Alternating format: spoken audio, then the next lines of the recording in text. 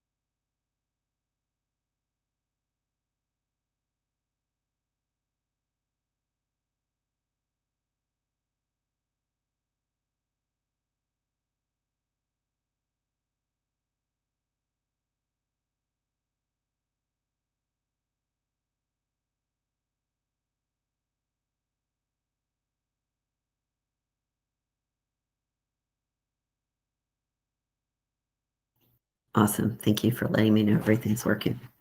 All right, let me get everything organized and we will start the recording here in just a moment.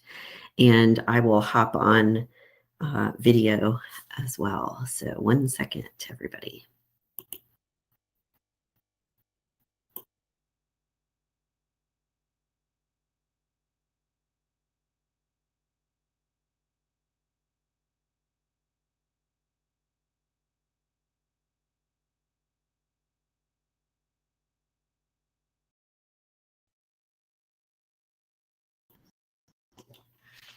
Okay, everyone, thank you for being here today. We are recording today. Just as a quick reminder, you will receive a copy of that recording automatically. So I'll give you a couple of other quick admin items as we go here today. So I'm Hallie Crawford. Thank you for being here today. We really appreciate your time. This is hosted by our Georgia State Alumni Association, but also Friends of Create Your Career Path are here as well. We invite our clients too. So welcome to everyone who's here to talk about negotiating during a performance review, which I kind of think should be in one of the top 10 most stressful things. Like they have those stressful things like public speaking and moving and all of that. I think this should be up there. So please know that if you're here today or listening in later, it is normal to feel like nervous about this or anxious and all of the different emotions that kind of come with it. And that's why we're here today to help you work through that and feel more confident as a result. So by way of quick introduction, if you have not heard me speak before, I've been partnered with Georgia State for many, many years. My company is based in Atlanta, Georgia. We have coaches in different parts of the country, though, who provide our coaching services. I'm a certified career coach, been coaching and training since 2002. That's why there's a lot more gray hair here versus on the picture, even though that was only a few years ago.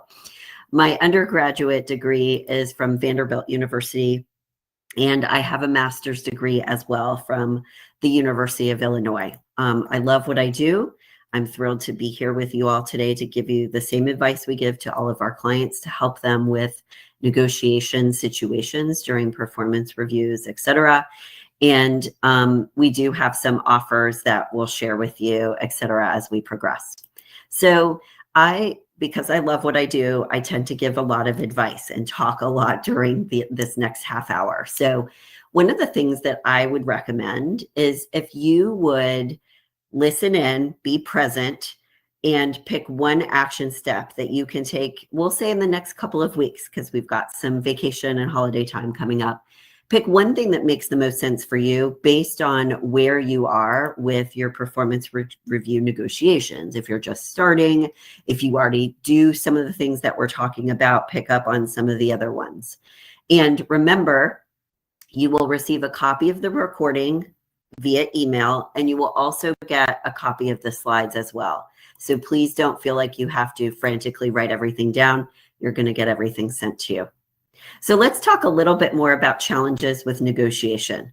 For some of us, it may make us feel like the woman on this screen. She looks a little bit like angry, annoyed, whatever it is. So just know that, as we said, it's normal to feel a sense of anxiety or nervousness or have this not be your favorite thing to do. And one of the things we suggest people actually do as a starting point to help them prepare is to fully understand what your challenges are. Does it make you nervous? Are you more unsure what to say and how to ask for certain things? Do you have imposter syndrome? Because at the end of the day, you knowing what stands in your way can help you overcome those obstacles and address what you need to in order to be more successful. And also, at the end of the day, what we want, the goal for your negotiation, is to have as direct and open of a two-way conversation as you possibly can. So it's not I'm going to say something, they're going to say yes or no, and then that's the end of it. The things we're going to talk to you about today will help you understand and use the right language to set the right tone up front that you want to discuss things and you want to be direct and open about it. Remember really quickly, to help with your nerves a little bit more, that managers do expect negotiation. Now, I understand that different things are going on with the economy, and sometimes your organization, they're not giving raises, not giving whatever's going on. This is one of the things we'll talk about today. But for the most part, just under normal circumstances, people do expect you to negotiate. So realize that this is something that's just kind of part of the professional work world, so that you don't feel weird about doing so. So here's our agenda for today. It's kind of short and sweet in the sense of we are going to give you 10 tips to prepare for those discussions and how to discuss things during that time. We'll give you topics to negotiate. If you do have questions, feel free to email us, respond to any of the emails that we've sent you, and we can answer them that way.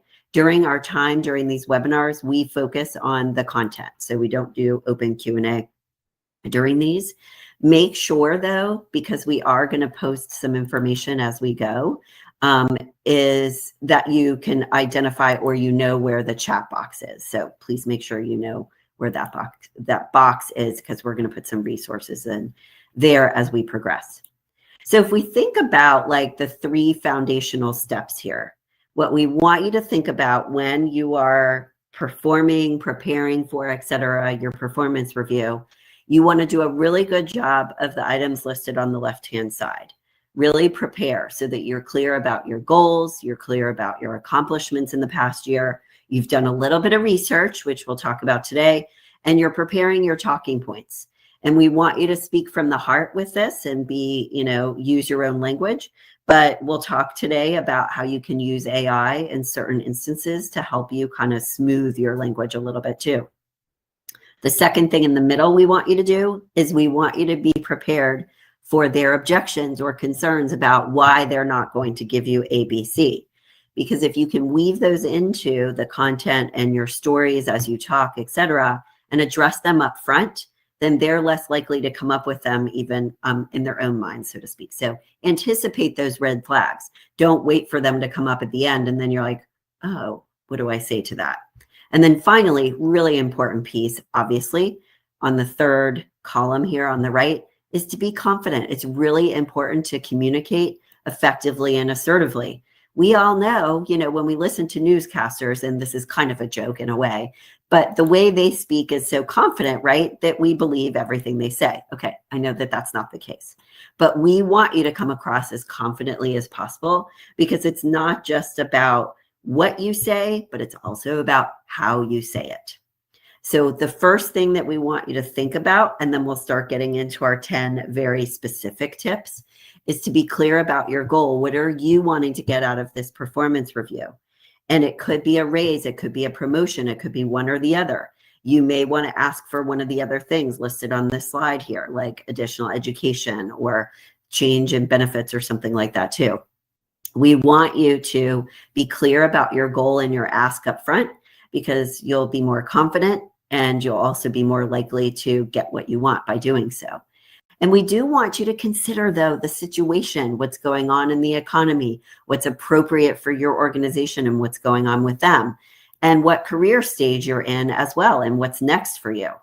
These are the 6 stages of career development. This is from Korn Ferry, really big, huge recruiting firm. And what we want you to do is think about, okay, what stage am I in terms of my career? And what should I be asking for and looking towards for my next career goal, whether you're in stage 5 or stage 2, et cetera. This can help you frame things out a little bit based on what is coming next or should be coming next for you. And the other way that we recommend that you identify your goals is for the next year, looking at our career model and saying, okay, where is my career checking all of these boxes? Is it fulfilling? Is it paying me enough? Is it the right work environment? Do I want some changes to any of these things here listed on this slide? Where is it checking the boxes and where is it not? Because that can help you identify the changes you may want to make even on your own that have nothing to do with the negotiation, perhaps. There could be some things on here that you're not sharing with your supervisor, but this will also help you identify those things that you do want to share with them. I'd like to have or see progression in any of these areas for me. And these are the things I'd like to ask for as a result. So let's look at our 10 tips next. So these 10 tips are going to be about tracking your progress and evaluating it, preparing for the conversation, and also making the ask. And obviously what we want to do before any performance review is make sure that we're really grounded in, and even that we've written down and updated our resume and LinkedIn and everything else, because going through this exercise, even when it's a negotiation with your current supervisor, going through this exercise will make you more confident going into the conversation and help you be grounded in what you've achieved so that you can speak about it more clearly. So we love it if on the left-hand side, you write down all of your accomplishments, even those outside of your resume, so that you're ready to go. And long-term, we have our clients create and keep up to date an easily accessible accomplishments document so that they're writing down, if you look at the right-hand side, results, testimonials or compliments, kudos, anything else that when it's time to update your stuff, your resume, et cetera, A, you don't forget it. And B, sometimes those aren't things that you're going to put on there. So updating and checking in on everything here and writing this out, but keeping it up to date long term is going to be really helpful for you in your career progression. And when you're preparing for this specific meeting, 2 things. You want to identify the top things that are going to be most important to your employer that really relate to their bottom line, because that's your negotiating tools, so to speak. And you can use AI to help you identify which ones to highlight, and also with wording, etc. With your resume and LinkedIn, while you're updating it, don't forget not just to update it with those very specific results, but during the course of your conversation too, and preparing for it, make sure you're including those soft skills. What are those other things that you've done that may not be quite as tangible in the past year, but are still really important, and reasons why, for example, you're asking to be promoted or you're ready for a leadership position. Making sure that you're tracking everything and only highlighting results and soft skills relevant for this next step up. And totally okay, just as with everything else we've talked about so far, it's okay to use AI to give you some ideas, but don't write anything from scratch using AI and just spit it out that way. We had a client the other day, she's got 5 interviews lined up, which is fantastic. And a client also 2 weeks ago who just got a new job. We've had about 5 clients in the past month get new positions. And one of the things that the person reflected back to her, which we told her in advance of the interview, is it sounded like she was reading. So got to be careful about that. AI is great. Use it as a supporting tool, but not as the only thing. Tip number 3, we've already kind of alluded to this a little bit. This is reading the room. Is this the right time to be asking? Do you need to like introduce the idea during this next performance review, but say, I realize that we may need to wait 6 more months until we implement some of these changes? Again, you want to ask yourselves these questions on this slide. Be prepared if they say no to certain things. Is there something else you'd like to ask for? In order to push yourself to value your worth, because we always want you to do that, but to also be realistic about what's reasonable right now based on what's going on with the economy, with your industry, everything else.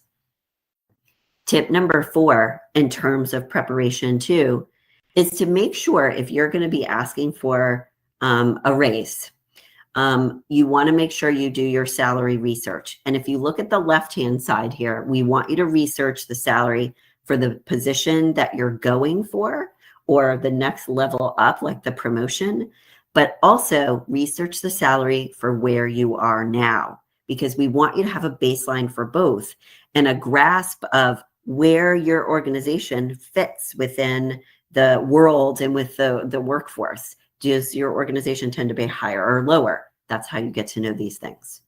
You can use lots of websites to do this research, like Glassdoor, ChatGPT, BLS. They're listed on this. And one of the things you could say here is, this is what I'm asking for. Is that within the range of what's budgeted or feasible for this next year, for this next promotion I'm asking for? So you're putting out there some really good open-ended questions, not just saying, this is what I want, and then that's it, and waiting for them to answer. That's kind of nerve-wracking too. But following up your ask with, is this within the range of what's feasible based on what's going on, et cetera? You're inviting more conversation during the course of, at all times during that conversation, or even if there are follow-up conversations afterwards. And with your salary research, remember, and I'm kind of still on the other slide here just for a second, remember you need to take into account your location, the cost of living, all those other things. And when you're doing your salary research and preparing for this too, and you're counting or adding up what your current compensation package is, take a look at the bottom left here. We want you to incorporate your total compensation, including your benefits, because that's your total comp package, to then be saying, okay, I'd like a bump in this, area, or this much of a bump because this is kind of where I am now. You may be asking, if you look at the right-hand side, for being able to work a little bit remotely or flex time or something like that. We had a client, Maggie, once, who they couldn't get to exactly where she wanted to be salary-wise.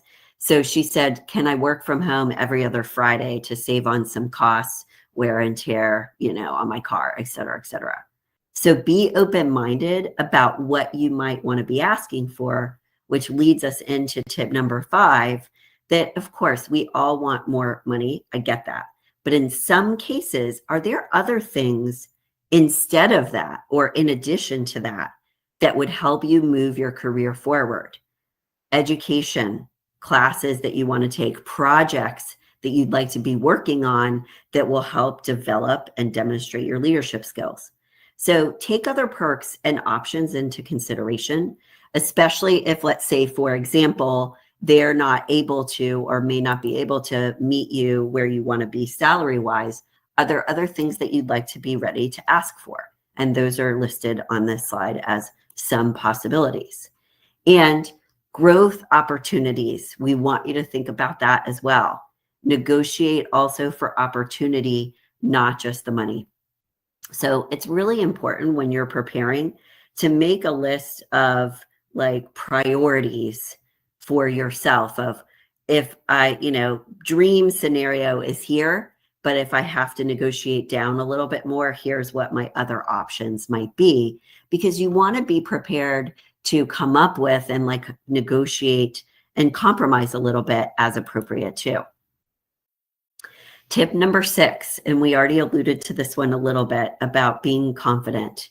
Before you go into this meeting, the preparation should help you be a little bit more confident, but we also want you to have the right attitude and the assumption that you deserve what you're asking for, you're worth it, even if you don't get exactly that, and that you're coming across in a positive, optimistic, assertive and professional manner when you're talking.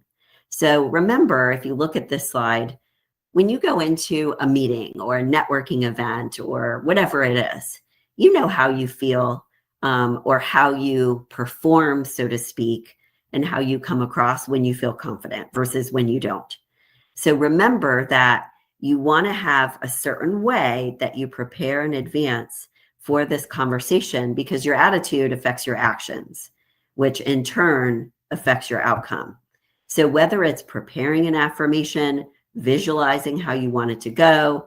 My mom always says, and I always like to joke with this one, dress for the job you want, not the job you have.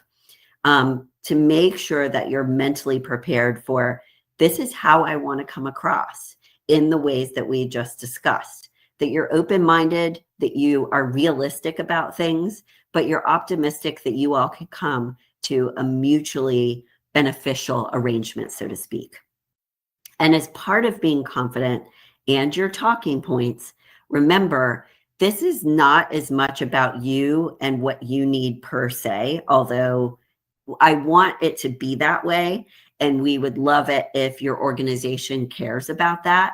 We also want you to make sure, though, that you're leading with your value, why you deserve it, because you're able to perform and provide results to your organization.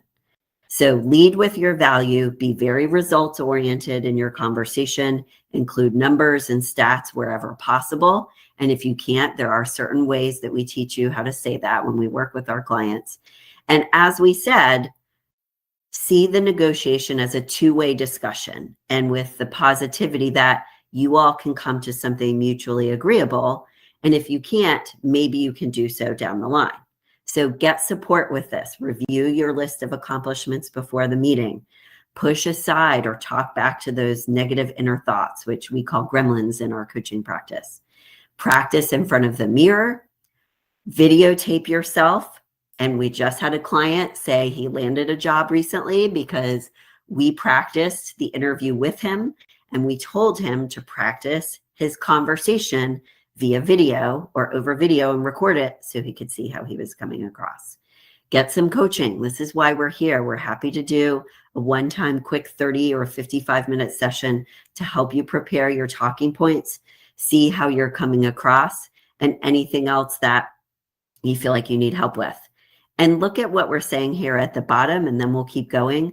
It's okay to say, I'm open to discussing our options. I'm open to discussing this further, and I'd like to do so. You're indicating again that you are not looking for this to be like, yes, no, end of story, but you're willing to talk about things a little bit more. Now, I'm not saying that you're letting them know, I'll take a lower salary. That's not what we're saying here. We're saying I'm open to and would like to discuss options further. Happy to do a free consult with anyone per what I just said about working with us. We're happy to work with you to help you with this a little bit more, because like I said, I know it can be nerve-wracking, and sometimes we come across in certain ways that we don't fully realize it. We do offer sliding scale rates for anyone who's on the session today or listening in later. So I say here specifically sliding scale rates for GSU alumni, but I'm also happy to offer those to former clients and people who are listening in, especially because I know a lot's going on out there in the world with layoffs and everything else too. So totally get that. The free consult is to learn a little bit more about our coaching services and if they're the right fit for you. In the chat box, I put a link to schedule that, or you can use this QR code. Let's look at tip number 7. And this is to be really clear too, during your performance review, why you are a good leader, even if you are not managing other people, especially if you are, yes. But when I say leader and leadership strengths, I want you to be demonstrating that you're a leader within your organization. So include those soft skills, like we've said, create like a plan that you would say, okay, this is what I plan to do in the new year and the goals I would like to achieve, to help them kind of, again, see your value by how you are forward thinking as well. So we recommend creating something like that too. And when you're, or if you're trying to identify and better understand what your leadership strengths are, rate yourself on this wheel. We use this wheel with our clients.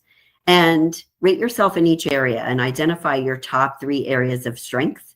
We love it when our clients also interview other people or have other people rate them on each of these areas, because sometimes we discount what comes naturally to us and we're actually really good at. And this can be very validating, but it also, having someone else rank you or rate you may also give you some other ideas or perspectives on how you can articulate this leadership strength, or that you actually have it and why it's useful. So having that third party, which is why we are here as coaches, can be enormously helpful to give you that like talk time, discussion time to say, okay, this is what I hear when you say this. Tip number 8 is to prepare your talking points. So we've gathered all of this information so far. Let's prepare your top 5 things that you want to make sure you get across, and those other things that you want to make sure that you're negotiating for. So review your resume, your LinkedIn, all that good stuff up front, right beforehand. You might want to have some talking points, like on some notes for yourself. We love it when clients have like a quick, like one sheet, for example, that they leave behind with their boss or manager to say, here are the things that I want you to, keep in mind, please, or what I wanted to share with you at the end, so you understand why I'm asking for what I'm asking. And like we said, you can get AI's help tying your wording to the bottom line a little bit more and making sure that you're speaking in very results-oriented language. Tip number 9 is to be clear on your ask. So don't beat around the bush during the conversation. Here is what I'm asking for based on my performance in this last year. Does that make sense? Is that something that we can discuss further? Is it feasible or viable given what is common within this organization, etc.? And then be quiet. Let them talk. Sometimes when we get nervous, understandably, I should say, we talk too much, and then we start to diffuse our message and start to come across as a little less strong in our ask. So you want to prepare, here's what I'm going to say, here are the questions I'm going to ask, and then I'm going to be quiet and let them respond, let them think about what they need to. As part of your conversation, remember at the beginning, we talked about what those red flags are. So A, if they bring up, well, I'm concerned about ABC, you're ready with what the answers are. And in an ideal world, you've already thought about what they might be worried about. I might not have done so well on this, and this past year. Or one of my goals from last year was to accomplish ABC or grow in this way. Not sure if that's happened. So what I'm going to do is during the course of the conversation, I'm going to talk about those things and say, here's what I did accomplish. I'd like to, complete ABC in order to, move towards that goal, etc.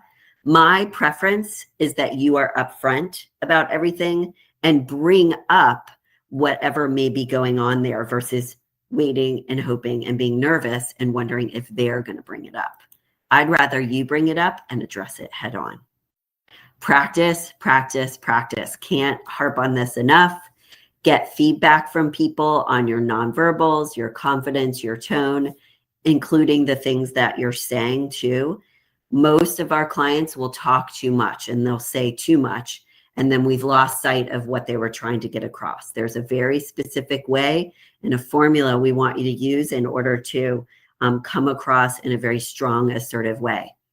Make sure when you're practicing that you avoid those minimizing expressions like I think or only or I'm not sure. Do things right in advance to calm your nerves, and make sure that those nonverbals are supporting what you're asking for too, that you're coming across as calm and professional. When you conduct the meeting, kind of as a quick final summary before we go here today, do tie your accomplishments to the bottom line and quantify where you can. There are ways you can work around this. We work with our clients on this. If you don't have numbers, how can you say what your results are or speak in results-oriented language? Happy to help you with that. Be prepared to provide a range of things that you're asking for. Include and bring up those testimonials and kudos as appropriate. And finally, on the bottom left-hand side, do not make it personal if they're not giving you what you want, of course, don't get angry and frustrated or whatever. You can say, can we revisit this? If this cannot be immediate, what do I need to do in this coming year in order to move in this direction and make this happen? Is there a probability that we could revisit this in 3 months, in 6 months, whatever it is? And make sure at the end of the conversation, you have a plan for follow-up. What are the next steps? Okay, cool. I'll touch base with you, or you'll touch base with me, whatever it is. So as we move to writing down your action steps, let's go ahead and do that. We've got 2 minutes before we go.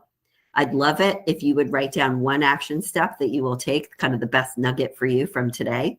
If you or anyone you know is looking for a new position or may be doing so in the new year, because we're getting close to that time, which is crazy, our job search boot camp is amazing. People love it. We really do get great reviews on this. We give very tangible advice, how to use AI in your search and how to not use it. Everything that we cover and more is listed on the left-hand side. You can use the QR code, use your phone to check that out. If you have any questions about the program, please feel free to respond to any of the emails we've sent you. I will get it and my admin will get it as well. So action steps, please be sure to write that down. I hope you have a great holiday next week. Your action steps could be something like updating your resume or your leadership skills, etc. I'd be happy to schedule a consult with you, whether it's before next week or afterwards, to talk about what you need to be doing in the new year to be ready for all of this. And what we want you to do is to be following this path. So you've got your action step. Talk with us about how we can support you with where you struggle and what makes you most nervous. And our goal for you, obviously, is to succeed in the meeting, whether it's coming up at the end of this year or if it's early next year. Please feel free to join us for our next webinar, which is December 16th at 12. If you are on our newsletter list, you will get a notification or a reminder of this. Thank you so much for your time today, everyone. We greatly appreciate it. And we hope you have a wonderful Thanksgiving next week. Take care.